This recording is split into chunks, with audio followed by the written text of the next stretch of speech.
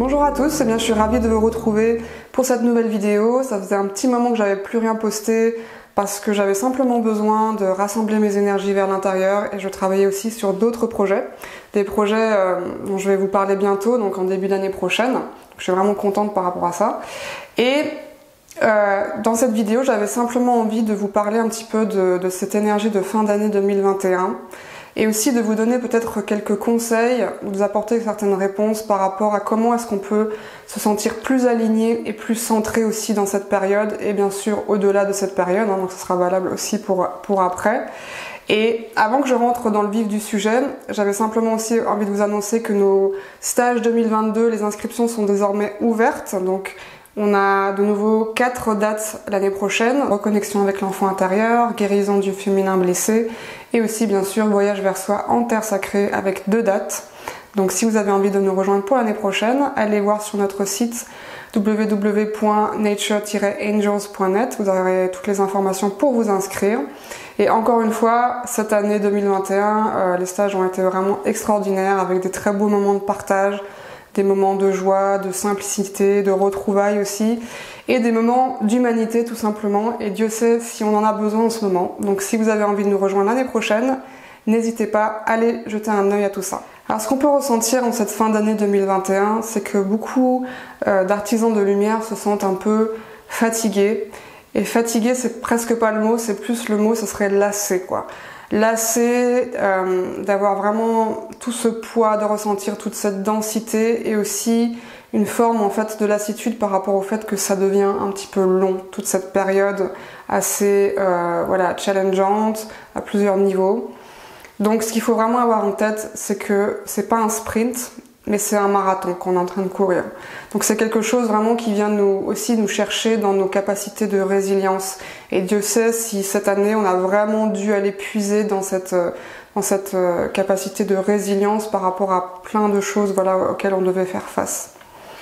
Et ce qu'il faut aussi comprendre, c'est que maintenant il y a vraiment tellement de divisions dans ce monde. Il y a vraiment ces deux réalités, ces deux mondes parallèles qui sont bien distincts.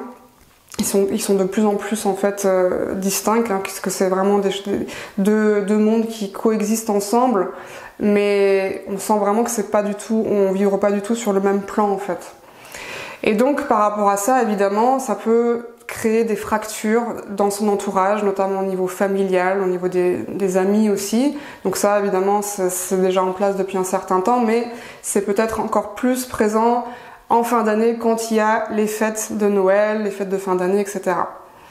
Donc cette vidéo, je pense qu'elle tombe à point nommé aussi par rapport à ça, c'est comment est-ce qu'on va réussir finalement à naviguer un petit peu les différents contacts qu'on va avoir aussi en cette fin d'année. Et ce qu'il faut aussi avoir en tête, en tout cas moi j'adore cette période de Noël, c'est toujours une période pour moi qui est vraiment très féerique, très magique, j'adore voir toutes les lumières, j'adore l'ambiance de Noël. En plus j'ai passé pas mal de temps dans mon enfance dans des pays, les pays de l'Est ou les pays germanophones où vraiment Noël, en plus de ça on a vraiment cette ambiance avec les marchés de Noël et la neige etc. qui donne vraiment un côté magique en fait à cette période. Donc moi je me réjouis en fait à chaque fois on se rapproche de Noël et cette année c'est pas une exception et malgré ce qu'on vit actuellement, eh ben c'est d'autant plus l'occasion en fait de se reconnecter vraiment à l'esprit aussi sacré de Noël. Donc que ce soit au niveau chrétien, donc si on est croyant, chrétien croyant, mais ça peut être aussi au niveau totalement païen, hein, donc ça peut être des rituels païens par rapport au solstice d'hiver, etc. Tout ça c'est vraiment connecté, c'est comme on le sent à l'intérieur, quelles sont nos croyances, quelles sont aussi nos attirances. Mais c'est vraiment intéressant d'utiliser aussi cette période pour vraiment revenir dans ce côté sacré en fait de la période hivernale.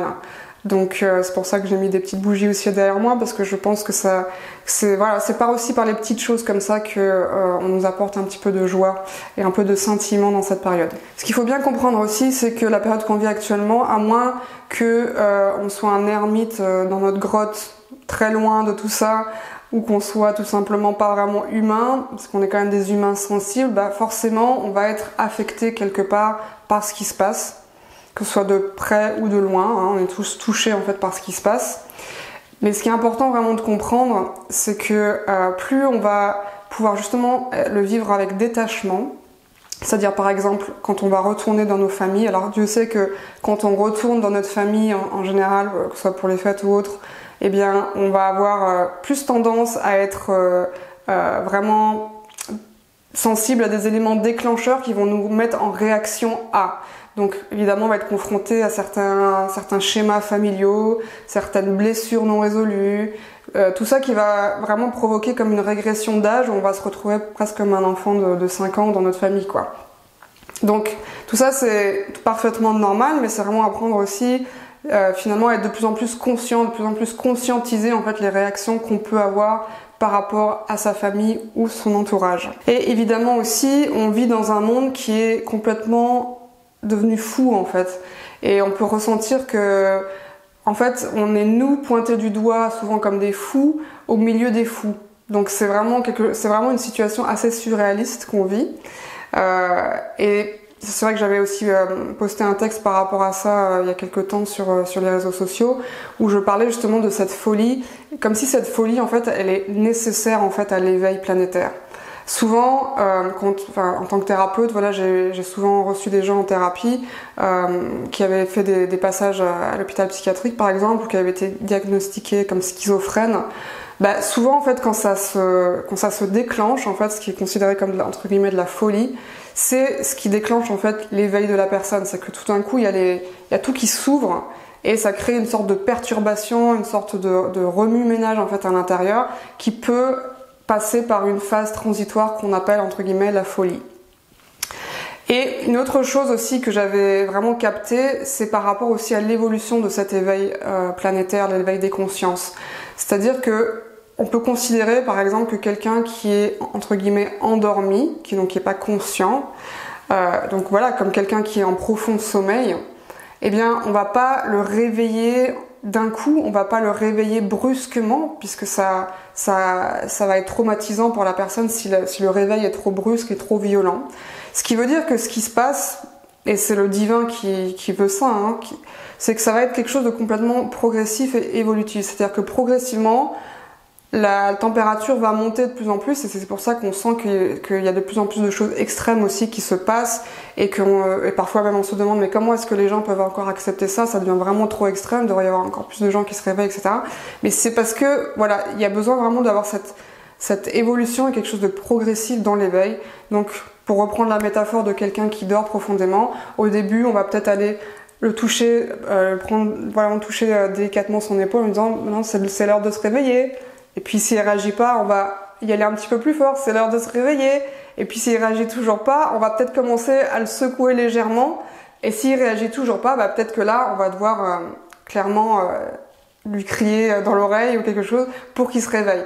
Mais tout ça, c'est vraiment quelque chose qui est du coup progressif.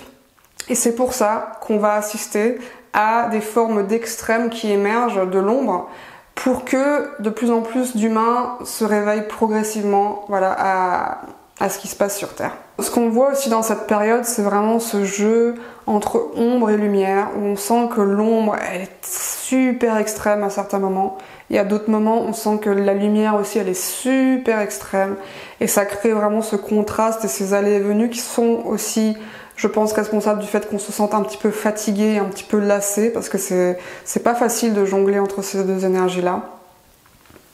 Mais on voit aussi que du coup, parce que la lumière a déjà gagné, que l'ombre en fait, elle sort toutes ses dernières munitions.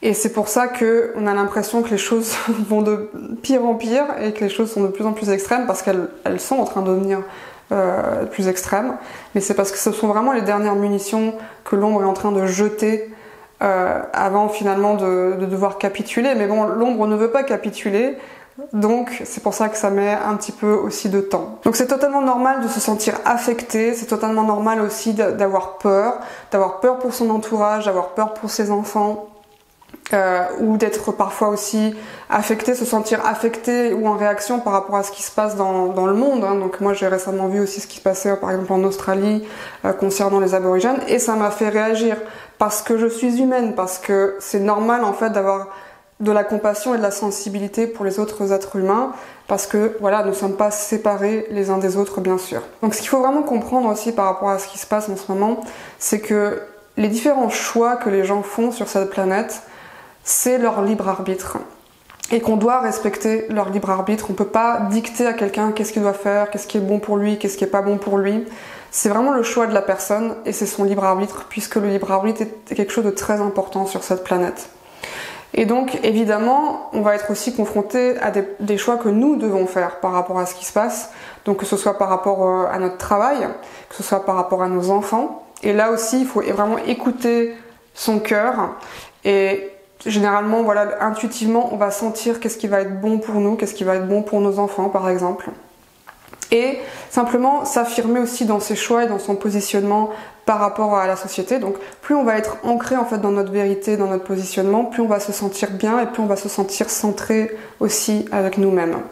Et il faut aussi voir que tous ces changements qui sont en cours, même si ça peut paraître brutal comme un changement d'emploi ou parce qu'on est mis à pied, parce que ci ou parce que ça, eh bien parfois ça peut être aussi des opportunités déguisées en fait à nous diriger vers ce qui va mieux nous correspondre et vraiment faire confiance à l'univers dans le fait que il va toujours nous aligner avec ce qui est encore mieux pour nous, encore plus aligné pour nous-mêmes, même si au début ça va susciter une certaine peur et un certain inconfort parce que le changement, c'est jamais quelque chose qui est confortable. Ça vaut pour le travail, mais ça vaut aussi donc du coup pour les enfants. Donc si jamais il se passe quelque chose vraiment d'extrême par rapport aux enfants, eh bien peut-être que c'est le moment de sortir les enfants des systèmes scolaires classiques et de les mettre dans des structures qui sont beaucoup plus respectueuses et beaucoup plus alignées avec la nature même de l'enfant.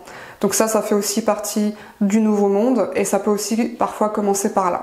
Ou ça peut être aussi évidemment l'école à la maison puisque je pense qu'on a encore le droit de le faire, en France, je sais pas, je sais plus où ça en est exactement ça. Enfin, en tout cas, voilà, il y a toujours des solutions à apporter au challenge auquel on est confronté. Donc je vais maintenant vous énumérer quelques conseils, quelques clés pour vous aider vraiment à vous sentir plus aligné et plus centré en ce moment et au-delà de cette période bien évidemment. Et la première chose à comprendre, c'est vraiment, du coup, quand je vous parlais tout à l'heure d'être en réaction, d'être en constante réaction par rapport au monde extérieur, c'est apprendre à respirer. Parce que quand vous allez revenir à votre respiration, ok, je suis de nouveau là et je suis plus pris dans le drame de ce qui se passe à l'extérieur de moi et ça va me permettre du coup de me sentir aussi plus détaché par rapport à ce qui se passe à l'extérieur. Et de nouveau, pour vous donner un exemple, sachez que si vous êtes en panique par rapport à ce que vos proches choisissent de faire par rapport au fait de se faire injecter ou pas injecter, voilà, c'est leur libre arbitre. Personne ne les force à le faire et ce qui va vous aider à vous détacher de ça, c'est simplement de dire ok, c'est leur choix. C'est leur choix et c'est leur apprentissage et c'est leur chemin d'évolution. Ce n'est peut-être pas le mien, mais je respecte aussi que ce soit un choix différent. Et petite parenthèse aussi par rapport à comment on peut mieux communiquer aussi avec son entourage, surtout quand on est pointé du doigt par rapport à nos propres choix, c'est vraiment d'utiliser par exemple la communication non violente, c'est-à-dire vraiment de parler de son ressenti avant tout et de pas d'imposer forcément ses convictions absolument sur les autres. Donc vraiment parler en termes de ressenti. Donc moi je ressens dans mon cœur que ça n'est pas bon pour moi, que ça c'est mieux pour moi, etc. etc. Donc ça peut être vraiment des solutions pour apaiser aussi les débats s'il y en a pendant les fêtes. Et puis aussi, il faut simplement avoir conscience qu'on ne peut pas sauver tout le monde et que c'est relié vraiment à ce fameux syndrome du sauveur aussi que beaucoup d'entre nous portons. Et ça aussi, ça va nous aider finalement à accepter le choix de chacun, accepter le chemin de chacun, même si ça nous plaît pas à nous. Ce qui compte, c'est pas que ça nous plaise à nous, finalement, ce qui compte, c'est que ça serve en fait à la personne, à son propre chemin d'évolution. Autre chose qui va nous aider, c'est vraiment d'accueillir pleinement ses émotions et vraiment de prendre soin en fait de son monde intérieur. Donc comme je disais tout à l'heure, c'est absolument normal qu'on soit encore affecté par certaines choses, c'est normal que ça génère certaines émotions, ça génère aussi certaines guérisons pour notre évolution, toute cette situation en fait. Donc c'est apprendre vraiment à accueillir ses émotions, mais aussi, une fois qu'on accueille ses émotions, à écouter son cœur et non sa peur. Parce que parfois, on peut être aussi guidé par la peur dans nos choix, et quand on est guidé par la peur dans nos choix, ce ne sont jamais les bons choix. Par contre, quand on est guidé par notre cœur, en général, presque à 100%, ce sont toujours les bons choix. Donc vraiment écouter son cœur et non sa peur. Et c'est aussi pratiquer l'amour de soi. Donc vraiment se mettre dans son petit cocon, dans un petit sanctuaire. Et cette période hivernale, cette période de fête, elle est vraiment propice à ça. Voilà, d'allumer une bougie, de mettre un petit peu d'encens et de revenir vers soi, de prendre soin de son être intérieur. Donc ça va vraiment nous aider aussi, donc de se sentir bien avec soi-même. Autre chose qui va nous aider à rester aligné et centré, c'est s'affirmer vraiment dans sa vérité, s'affirmer dans ses valeurs et dans son positionnement, que ce soit par rapport à la société, par rapport aux autorités, par rapport à son entourage. Et c'est arrêter d'accepter ce qu'on ne veut plus accepter en fait. Et plus on va être aligné avec notre vérité intérieure, plus on va vraiment émaner en fait cette vibration de récupération de cette souveraineté, puisque vraiment c'est super important et c'est vraiment ce vers quoi on est invité à aller, c'est de récupérer pleinement cette souveraineté. Donc tous les actes, tous les choix ou toutes les paroles qu'on va avoir dans ce sens, ça va vraiment nous aider à aussi maintenir ce centrage et cet alignement avec nous-mêmes. Et n'oublions pas que, puisque je parlais du libre arbitre tout à l'heure, que c'est quelque chose de très important à respecter chez les autres, mais notre propre libre arbitre, il est inviolable. Personne ne peut violer notre libre arbitre. Si nous avons décidé quelque chose, nous l'avons décidé. Donc c'est aussi vraiment se positionner comme ça. Ce qui va aussi nous aider, c'est se relier à des personnes qui sont sur la même vibration que nous. Parce que évidemment, il peut y avoir de plus en plus de dissonance, vu vraiment ces deux mondes parallèles maintenant qui coexistent ensemble. Il peut y avoir beaucoup de dissonance dans les contacts qu'on a. Donc, c'est faire des démarches peut-être si on n'a pas justement cet entourage de gens qui sont sur la même longueur d'onde ou qui ont les mêmes envies dans la vie, etc. Faire des démarches dans ce sens, s'inscrire à des cours, s'inscrire à des stages. Peut-être le nôtre l'année prochaine, qui sait. En tout cas, à chaque fois, c'est vraiment des alignements en fait énergétiques qui font que ça soude les gens ensemble, et même au-delà, voilà, des stages, les gens restent en contact, et du coup, ça crée vraiment ce lien qui est très nécessaire dans cette période, parce que c'est jamais bon de se sentir isolé, évidemment. Ce qu'on peut aussi faire globalement, c'est apprendre à relativiser par rapport à ce qui se passe. Donc ça rejoint un petit peu ce que je disais tout à l'heure par rapport au détachement, c'est-à-dire vraiment avoir la conviction que l'univers, il a un plan, et que tout ce qui se passe, ça fait partie de ce plan divin, et que finalement, autant l'accepter, autant le voir pour ce que c'est, et ça va justement nous permettre de relativiser tout ça. Une chose qui va vraiment nous aider aussi à rester alignés et centrés, et ça vraiment j'insiste là-dessus parce que finalement il n'y a pas de secret, c'est d'avoir une pratique quotidienne, une pratique méditative et une pratique énergétique, que ce soit yoga, tai chi, qigong ou autre. Ça va vraiment nous aider à maintenir une vibration élevée, à réaligner aussi nos énergies quotidiennement et du coup à rester centré aussi le reste de la journée. Donc vraiment miser absolument sur la méditation ou sur des pratiques énergétiques que vous pouvez faire vraiment comme un petit temps en fait chaque jour que vous prenez pour vous, comme une forme de rituel aussi, où voilà, vous prenez ce temps pour vous réaligner, pour que vos énergies se mettent en mouvement aussi, et vous connecter et vous ancrer aussi à la terre. Donc évidemment ça peut être fait à l'extérieur, mais c'est pas trop la période d'ailleurs, mais ne négligez pas non plus les balades en nature en ce moment, parce que évidemment la nature, ça va nous aider aussi à nous régénérer et à nous recentrer sur nous-mêmes évidemment. Ensuite, c'est vraiment donner son attention, parce que n'oubliez pas que quand on donne son attention à quelque chose, on donne son énergie à quelque chose. Donc donner son attention à des choses positives qui nous font du bien. Ce qui veut dire donner moins d'attention à des choses négatives qui nous font pas du bien, comme par exemple trop d'écran, donc d'être trop sur les réseaux sociaux à regarder les infos. J'imagine que parmi vous, il n'y a pas grand monde qui regarde encore la télé ou qui écoute les nouvelles, mais bon, si jamais c'est encore le cas, évidemment, éloignez-vous le plus possible tout ce qui est médias traditionnels. Mais même les réseaux sociaux, les médias alternatifs, ça nous maintient en fait dans déjà une activité mentale constante, mais surtout ça vient nous happer à chaque fois dans cette réalité-là, et surtout si on a un manque de stabilité intérieure, un manque de centrage à l'intérieur, on a vite fait en fait de se sentir, comme on dit en anglais, all over the place, c'est-à-dire un peu dispersé partout comme ça, et c'est pas bon quoi. Donc vraiment de faire attention à quoi on donne son énergie, à quoi on donne son attention.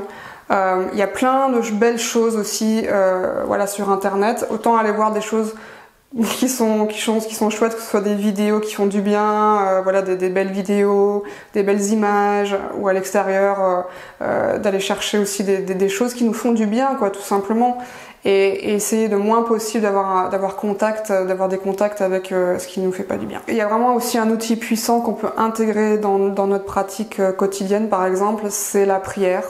La prière, non seulement ça nous fait du bien, ça nous recentre, ça augmente aussi notre vibration. Ça peut être des prières de gratitude, par exemple, mais ça peut être aussi évidemment des prières par rapport à l'humanité, par rapport à la planète Terre, par rapport à sa vie, qu'est-ce qu'on a envie de manifester ou de changer dans sa vie. Donc la prière, vraiment, ça nous centre directement dans le cœur aussi, quoi. Donc intégrer la prière comme pratique, par exemple après une méditation ou après une pratique énergétique, c'est vraiment l'idéal. Et enfin, c'est vraiment avoir la foi et comprendre que la période de crise que nous traversons actuellement fait partie du processus d'éveil de l'humanité et que cette crise, ce processus, il sera pas éternel. Et que bientôt, on regardera en arrière, une fois que tout ça, ça sera passé, et on se dira « Waouh, j'y étais, quoi, j'ai participé à la plus grande transformation planétaire que la Terre ait jamais connue. » Et on verra en fait toutes les bénédictions cachées qu'il y avait derrière cette crise, toutes les épreuves qu'on est en train de vivre en ce moment. On verra toutes ces bénédictions et on pourra remercier aussi d'avoir fait un énorme saut quantique dans cette nouvelle réalité qui nous attend. Vraiment une ère de paix, une ère spirituelle, d'harmonie, d'amour et de joie. Donc je vous souhaite d'ores et déjà de merveilleuses fêtes, que tout se passe bien pour vous et votre famille. Et je vous retrouve bientôt pour une nouvelle vidéo, peut-être en 2022. Satnam.